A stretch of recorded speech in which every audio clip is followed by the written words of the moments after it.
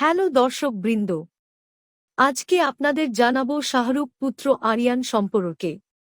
আরিয়ান বলেন, আমি মুসলিম। এ সম্পর্কে কি বললেন মা গৌরী? অভিনেতা নন, আরিয়ান পরিচালক হতে চান। যদিও ছেলের ধর্মের প্রসঙ্গে গৌরী বলেন, আরিয়ান প্রথম থেকেই বলেছিল আমি মুসলিম।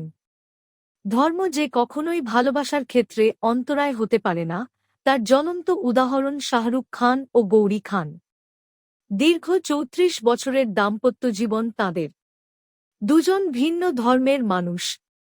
নানা ধরনের বাধা এসেছে তাঁদের প্রেমের পথে, কিন্তু সে সব তোয়াক্কা না করেই ৪ হাত এক করেছিলেন তাঁরা। সেই সম্পর্ক আজও অক্ষত। সংসারে নিজেদের ধর্ম নিয়েও সবসময় ভারসাম্য বজায় রেখেছেন তাঁরা। বাড়িতে গণেশ পুজো যেমন হয়, তেমনি ঈদ পালন করেন সকলে মিলে। তেমনি বড়দিনও পালন করে খান পরিবার।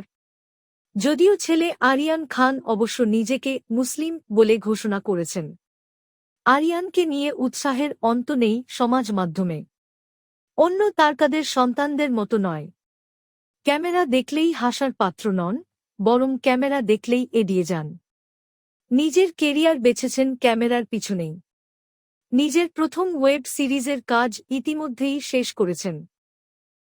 অভিনেতা নন, আরিয়ান পরিচালক হতে চান।